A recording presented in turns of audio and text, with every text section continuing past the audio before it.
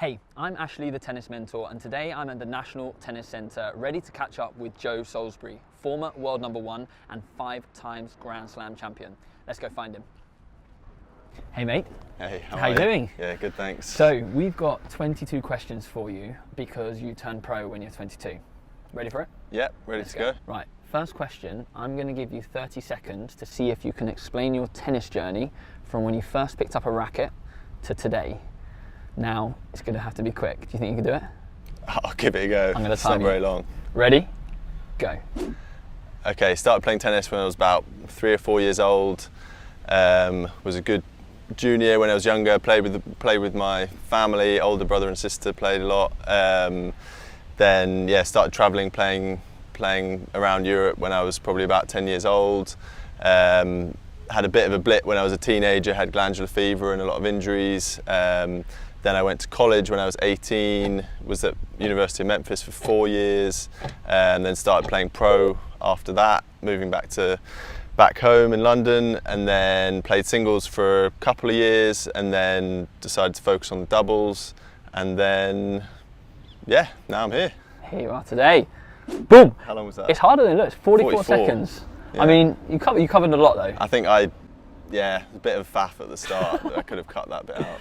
Nice. So you mentioned, obviously, in your junior days, you had a bit of trouble with glandular fever and injuries. How did those setbacks kind of influence the rest of your career? I mean, I think it definitely set me back quite a way, just with my development, my tennis, especially physically as well, because I was actually quite small when I was younger, and then that year when I had glandular fever actually grew a lot, and then obviously with that and not playing at all for a year, then my body was really struggling and to get used to my new body, and also having not played at all for a year. So yeah, I struggled with the injuries for a couple of years, and then at that point going to college was definitely the right option because I was nowhere near ready to try and play professionally at that point. Yeah, absolutely. And was there a moment in your tennis when you were younger that made you realise that tennis was what you wanted to do? I don't think there was one particular thing. I just remember, when I was a kid, I just loved playing. I just wanted to play all day, every day, and I loved every part of it. It was very competitive. I mean, I love all sports, so just anything playing with the ball, and tennis was something that came quite naturally, and my whole family played, and so there wasn't anything in particular. It was just a kind of gradual process of loved playing and became quite good at it, and then just wanted to keep going. Yeah. How much of a role did your family play in your tennis? You've got a brother that plays as well. And your parents, were they tennis players? Not professionally, but they both played to a decent level. And then my older brother and sister played a lot when they were younger. So I literally just kind of came into it as soon as I could walk and pick up a racket. And they played. My siblings played to a decent level as well. My brother's now tennis coach and Padel coach, and good Padel player. And my sister still plays recreationally. So it's been in the family for a long time, and still is a big part of it for everyone. Have you tried Padel? I've played Padel a bit, yeah. Any good? I'm okay. I mean, I think if you're a decent tennis player, it gets you so far on a paddle court, but it's very different, and there's a lot of shots that if you don't play much, that it's hard to play very well, and the tactics of it, and obviously playing off the walls, it's difficult to play to a good level if you don't play that much. Yeah. So growing up, were there any pro tennis players that you watched when you were younger? Yeah, I think the main one for me was Federer. He was always my idol, the person that I enjoyed watching the most, that I wanted to model my game on. I think I got the racket, the Wilson Encode racket. I think was the red and white one, because he used it. And then I think I changed my backhand to a one-handed backhand when I was probably about 12 or 13. Because of Rog? Just because, I thought it looked better, and I wanted to play. That racket's not easy to play with. How did you find it? It was a bit different because I had yeah, I think I had a Babolat Pure Drive before that, so it was very different, and probably wasn't the best racket for me, but I wanted to use it. And then also changing to a one-handed backhand probably wasn't the best thing for me at that point either, but I was very stubborn, and I wanted to do it because of Federer. What do you think you would be doing today if you weren't a tennis player? Good question. I honestly have no idea. I mean, a lot of people sort of ask me what would I do if I retired, or if I stopped now, or if I hadn't played after college. And I really don't know. I think I would love to still be involved in tennis, whether that be coaching or something else. I mean, I studied economics at college, and I thought I maybe wanted to go into that world and finance, but I think, I don't think I would have enjoyed that much.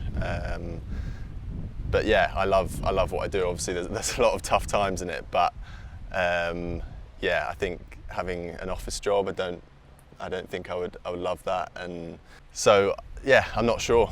It's something I have to think about when I do retire. Yeah, if you think about sports, were there any sports that were close competitors to tennis for you?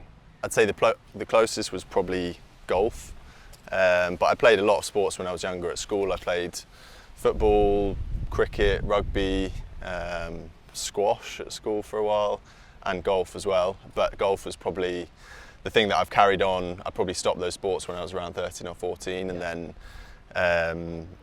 golf's the one that I've carried on the most. And then also now I love surfing as well. So those are my two hobbies outside of two main sports outside of tennis would be golf and surfing. But golf was probably the closest, especially when I was younger, was probably the sport that I was best at apart from tennis. Obviously you just come from the golf course as well. Tell us your handicap. I'm off 6. Yeah, pretty good. I actually yesterday saw a video of Casper Ruud talking about Rafa's golf and how bad his technique is. I saw that actually. You see that? Yeah. It's quite interesting. Have you seen Rafa play? I haven't, not in person. I've seen videos of him. And it's not the most impressive swing, but I think, it's even more impressive that he has that swing and that he's as good as he is. Yeah. But I mean, it's kind of not really surprising given how competitive and just the way he plays tennis as well, that he would just make it work. Find a way. Find a way. Yeah. Okay, we're going to mix up the pace a little bit. We've got some quick fire questions. All right. Okay, you ready? Serve or return first? Serve. Juice or ad side? Juice. Clay or grass? Grass. Day match or night match? Day. Indoors or outdoors? Outdoors. Serve and volley or both back battle? Serve and volley. Touch or power? Touch. Wide or tee? Tee. Final set tiebreak or play it out?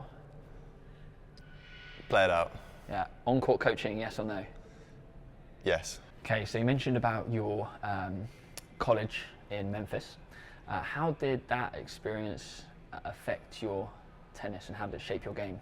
I think the main thing with going to college is just you get so many competitive matches in a great environment. I love playing as part of a team. I think that's something obviously that you don't get a lot of the time, especially if you're a singles player. You get a bit of that as a doubles player, but I think any event where you feel part of a team, like I love Davis Cup. I used to play a lot of the county events, and obviously at college you have that the whole time. So that's just a lot of fun. And I think being around that team and who become your really good mates for 4 years while you're out there, and kind of pushing each other on and inspiring each other to get better and work hard and win for the team is great. And I think during that period I wasn't really sure whether I wanted to carry on playing after college and try and play professionally, but I had some amazing times there and some great experiences which made me want to keep going and try and become as good as I could be. And I knew that I wasn't there at that point, and I could had a long way to go. So I just wanted to keep trying to be the best player I could be. Yeah, amazing. And obviously when you got back you played singles for a bit. Did the college experience help you in that decision to focus more on doubles? Yeah, I think even since I was quite young, I felt like I had a lot of the skills, and my game style suited doubles quite a lot. I had quite good hands and feel, and it came to the net quite a lot, even as a junior.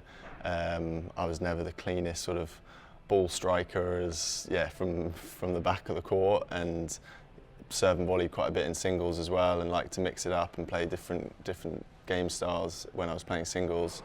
And then I was more successful in college in doubles, and the same when I was playing after and playing professionally. So that was the route that I decided to go down. Do you think there should be more team events in the tournament calendar? That's an interesting one. I think, obviously it's tough to fit them in with the schedule as it is, but I think it would be good. I think the players love it, at least most of them, and I think the fans love watching it. Yeah, I would definitely enjoy that, and I think a lot of other people would. It would just be how you would work that into the calendar as it is now. Of course. What is the best and worst part of being a touring player? I think the best part is that I get to play tennis for a living. I think, I feel so fortunate to be able to do that. I mean, it's what most people do in their free time as their leisure activity, and obviously we are working very hard. We're training a lot, spending a lot of hours off the court in the gym, and trying to make sure we're in physical and mental in the best condition we can be to perform as well as we can. But ultimately that is what we're doing. We're training and playing tennis for a living. So I think that's such a lucky and amazing position to be in. I think probably the worst part is in some ways the same thing, that it's a very tough game mentally, and I think when you're doing something that is obviously, it's your job, but it's also your hobby and your passion and your lifestyle as well, in that you're caring about it so much, is that if it's not going well, it's not like you can just have your 9 to 5, leave it at the office, go home and live the rest of your life. It's all consuming, and I think if it's not going well, then it can be very difficult because it's 24/7. Yeah, it's tough. So you're obviously an Adidas athlete. When did that relationship start? That started in 2019, I think. Nice. And out of all of the Adidas kits you've worn, is there a memorable one that's been your favourite? I think one of my favourites was actually early on. I think it might have actually been in 2019, the Australia. It was like one of the Parley kits. It was like the turquoise with the bluey gradient thing, kind of ocean colours. I really like that one. Nice. There was a recent one that I saw you wearing, the football kit style. Was that the year before last at Wimbledon? That was 2 years ago, I think. I really like that actually. That was probably my favourite Wimbledon kit.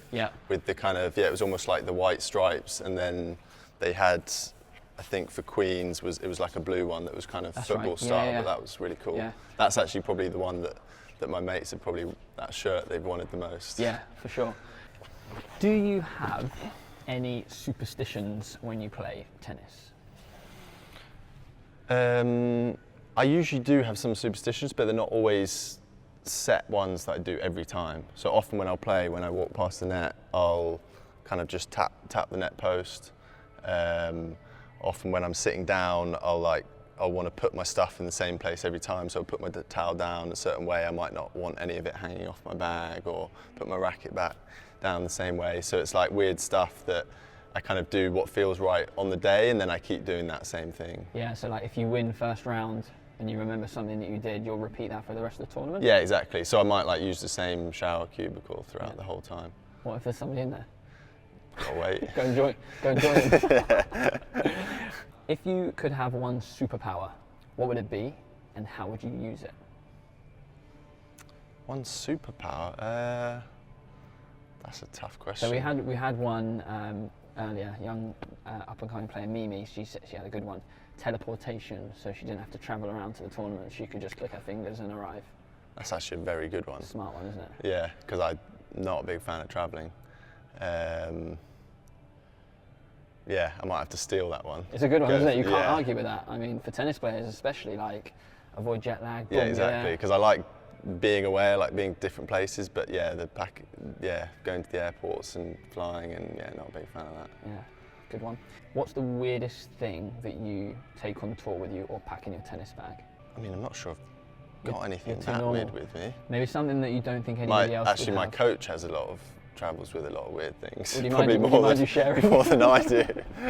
He's got all sorts of gadgets and. For your training? Well, not so much for mine. It's usually for his. I mean, he travels with this balance beam. So it's like a little thing on a little stand. It's looks like a giant rolling pin, and he just does this balancing. I've tried it a few times. Good for surfing?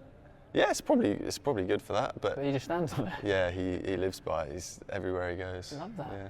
That's interesting. Oh, good. But nothing for you. You're too normal. Yeah, I don't think so. Actually, one thing which is probably a little strange. I usually travel, I take bags of oats with me because I like to eat oats for breakfast. A lot of hotels don't have them, or they don't have the type of oats I like. So I take the oats I have from home and I'll put them in a Ziploc bag and then take them with me to tournaments. Is there a brand? Yeah, so that's we a bit reach weird. out for some sponsorship? Usually Quaker oats. The big ones, big if you're listening. whole rolled Quaker oats. Nice. What is your biggest fear? My biggest fear? I don't really have any big phobias, I don't think.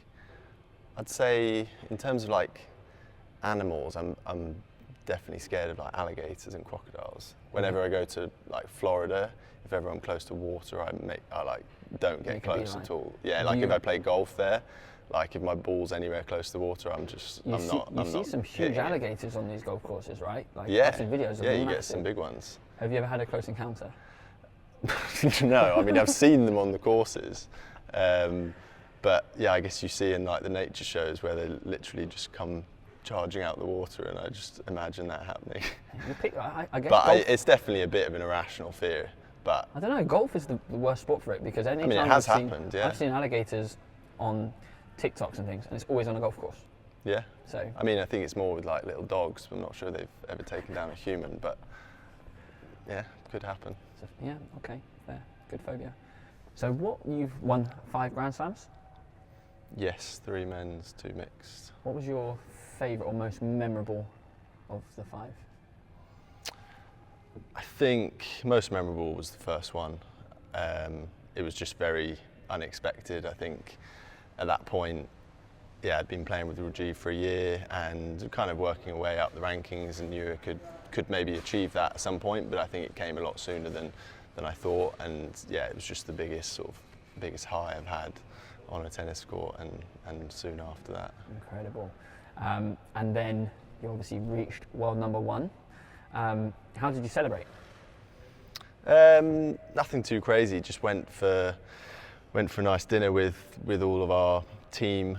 There's a lot of people involved helping us, coaches, physios, S&C, psychologists, all our family and friends and coaches that have helped in the past. So it was just nice to share the moment with them and enjoy it with all the people that have helped us get there.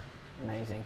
And obviously reaching world number 1 puts you on a pedestal with everybody else, fighting to get that top spot. Brings a lot of pressure. How did that affect your game? Did it help you? How did it affect your tennis? I think I wouldn't say it affected my tennis much. I'd say mentally it's quite challenging, especially once you've been there for a little bit, and there's definitely a bit more pressure and expectation, I think, from myself, wanting to live up to that ranking, and then you feel from other people as well that they're going to expect more from you and expect you to do really well every tournament you play because you are that ranking. So I think that was definitely quite tough, and I definitely did feel that pressure a little bit.